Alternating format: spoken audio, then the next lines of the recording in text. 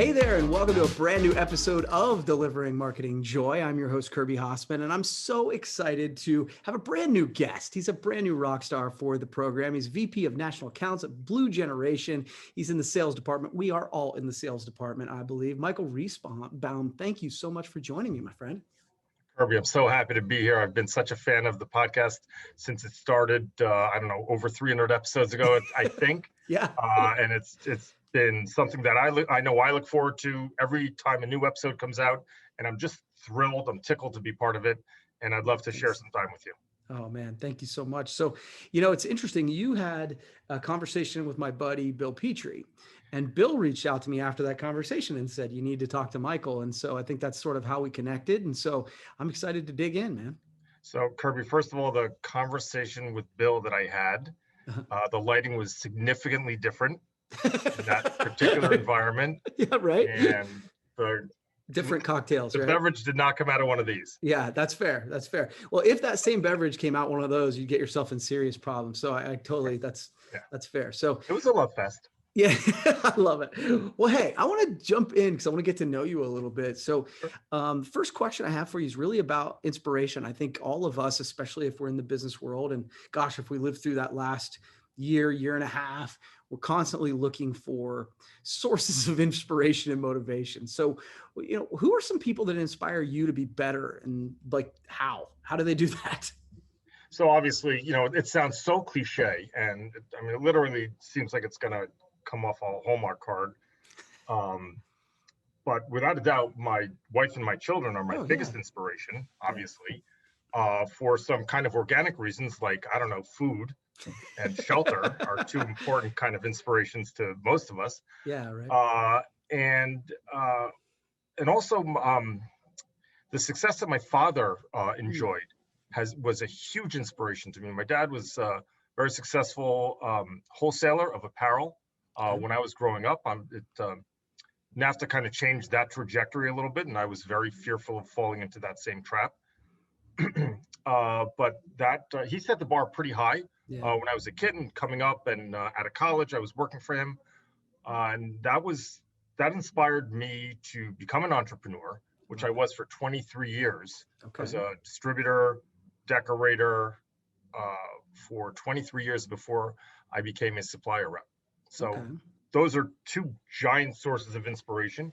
But really, Kirby, my clients, the people that I work with every day, or I wish it was every day, but every month or every time they get a program or a project that works for me, that I find inspiring, because I know how hard their job is and how difficult their day is.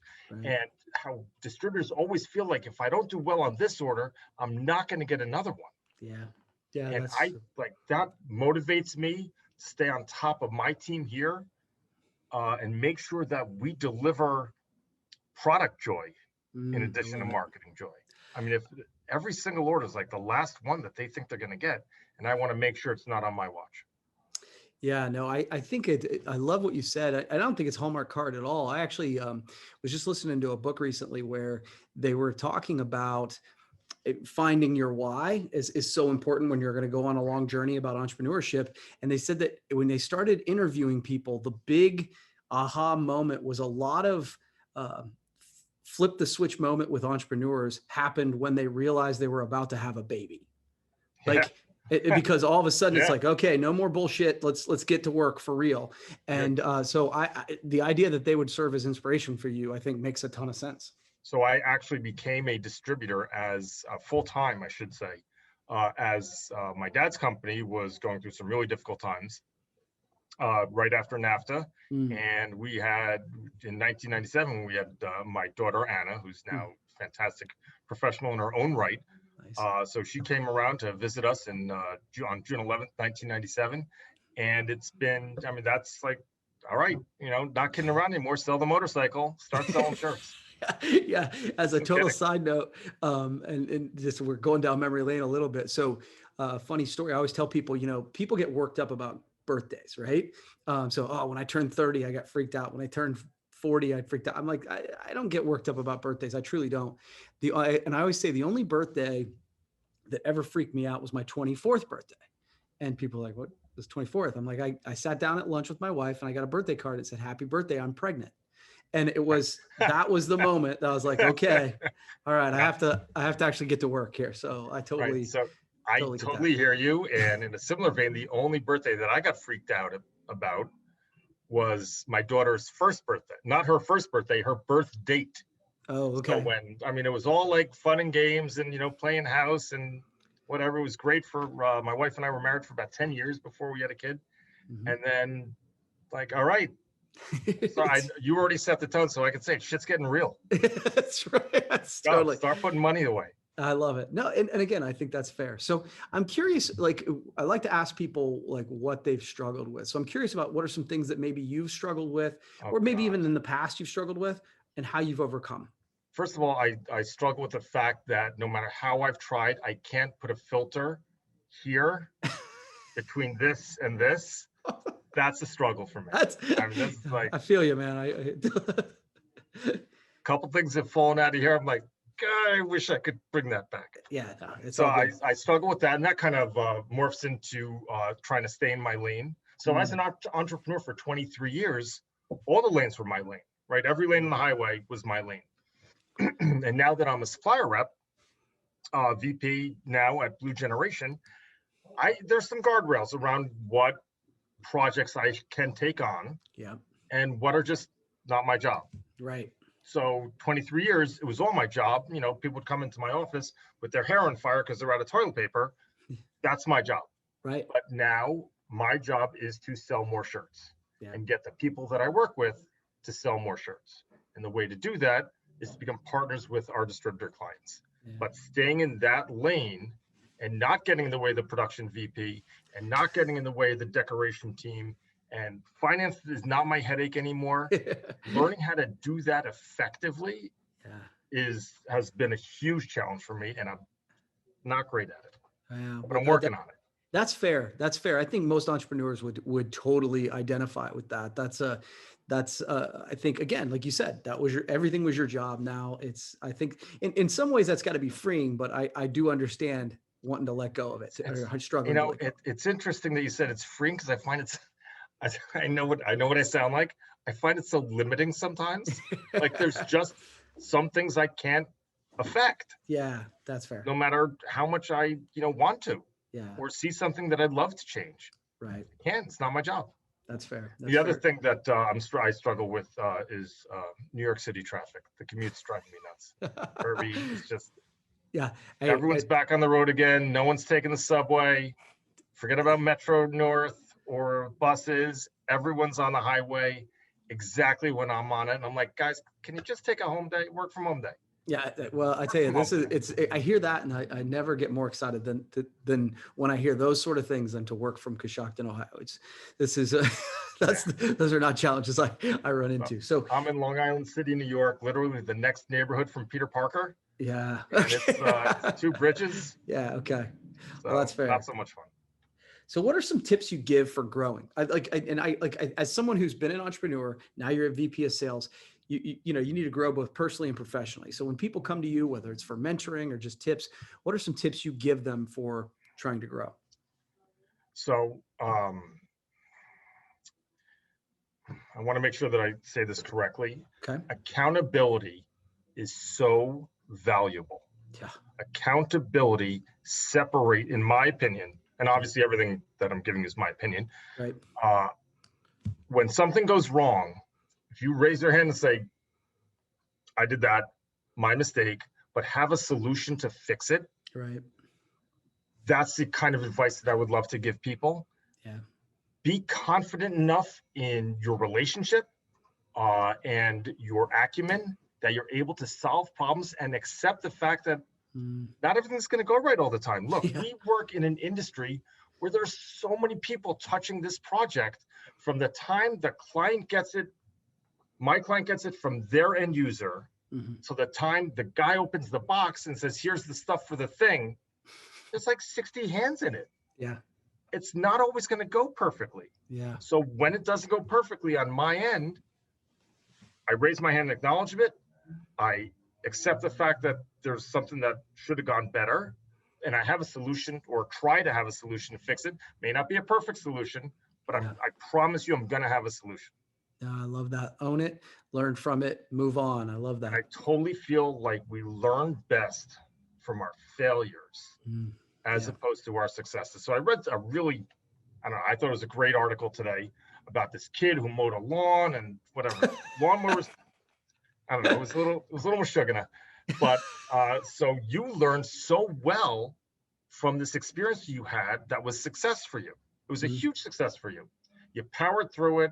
The lawn was too high. The lawnmower was not functioning well enough for you, but you stuck to it and you learned that lesson from the guy calling your mom and saying, mhm. Kirby did a great job and didn't give up. True, that's rare for me. I learned best from the stuff I didn't do well. Oh yeah. I know I never want to do that again. Yeah. Well, there's actually a great book by Jocko Willink and Leif Barrick, I think Barrick, called Extreme Leif Ownership. Garrett, he's back Leif Barrett. from the 70s. Yeah, no, this guy's a Navy SEAL. So, Oh, yeah, that's a little different. yeah, totally different. But Jocko Willink and Leif, I'm going to get his name wrong, but it's called Extreme Ownership. And it's the same concept, right? Like the idea of in the military, if anything goes wrong with a, uh, with a mission, you know, you can blame all the things along, but it's Yep, whoever put it together. They have to take right. extreme ownership. And I think, yeah, you're right, man. You learn a ton through that when you are willing to own it, right?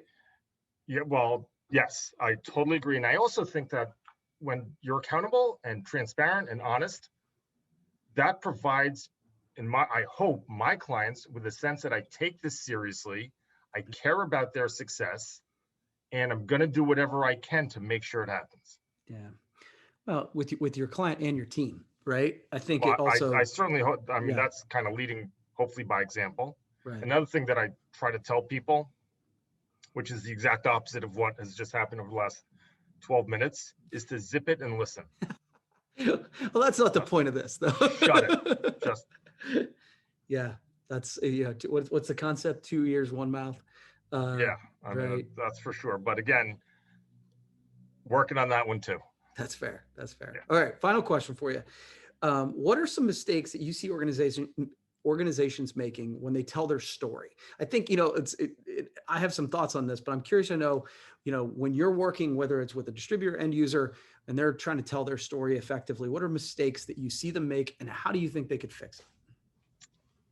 So again, I'm from my perspective, Mm-hmm. my goal is to let my distributor clients know that I understand, appreciate how challenging their job is, Mm-hmm. and my job is to help them make more money. That's why I'm here. I'm not here to promote my company. I'm here to make my distributors more successful. Mm-hmm. And I try to, from a supplier perspective, it's for me, it's more about making sure that they know that I'm going to move heaven and earth to make sure this project is done correctly, on time, and meets and exceeds their clients' expectations. So when I was a distributor, we also had a screen print shop and had a bunch of people working there. And some would come back from lunch a little bit differently than they went to lunch, and they'd be printing shirts. And the guy would, I would go out and inspect them, and the guy would say, "It's good enough." I'm like, "It's not good enough. Yeah. Good enough, Kirby, isn't good enough. Great is good enough. Good enough is not good enough. And it shouldn't be for me. And I know it's not for my distributor clients." Mm. Yeah, that's a super good point. I think it is one of those challenges that we do fall into when we get consumed by the whirlwind. Because I think Yep. that's what happens. Everybody goes in, you know, they create an organization, they want to be excellent. But Right. sometimes the whirlwind gets in the way of that, right? And you just want to get it off your desk. Yeah. Well, don't just get it off your desk if it's not going to succeed, if it's not going to meet the goal or the expectation. Yeah. I love it. The other thing that I try to do, and I think that some companies or a lot of companies struggle with, the goal is to make it easy. In my opinion, the goal is to make it easy for my clients to work with me and my company. Right. Make it easy. Take the road bumps out, Mm-hmm. take the potholes out, no tolls. Just make it easy to work with me Yeah. and work with my company. Now, as we talked about before, there's so many hands that go into making every single order Mm-hmm. that it's just impossible. But I do try to make it as efficient as possible. And I want to be a duck. not only in my physique, which is the dad bod is king in my house, thank God. So I don't mind paddling like hell under the water, Right. but I want to make it easy on top for my clients to work with. Yeah. We mentioned Bill earlier in there, but Bill Petrie talks a ton about friction and about removing friction for people. And I think it's I just like that really, a lot. yeah, it's just really good advice. One of my rules of business is I never get in the way of somebody who's trying to give me money. And it's like, it is amazing how many organizations get in the way, right? Like I'm Exactly trying to right. give you money and you're Right. making it hard. So that's great advice, So man. there's one thing that my dad taught me a ton. A lot of the stuff he taught me not to do, but a couple things Yeah. he taught me to do. And it's very similar to that. He said it's, whenever you're in a negotiation with someone and you get the answer you want to hear, shut up, shake their hand, and walk the jersey out. I absolutely love it. Michael, thank you very much. I appreciate it. I appreciate you taking the time. I know you're busy, but this was God, it went really so fun. fast. Yeah. Well, I'm that's just the getting goal. warmed up. I haven't even had a meal. Well, we'll have to do it again sometime. Okay. I look forward to it, Kirby. All right, Thank bud. you so much. All right. That's going to wrap up this edition of Delivering Marketing Joy. We'll see you next time.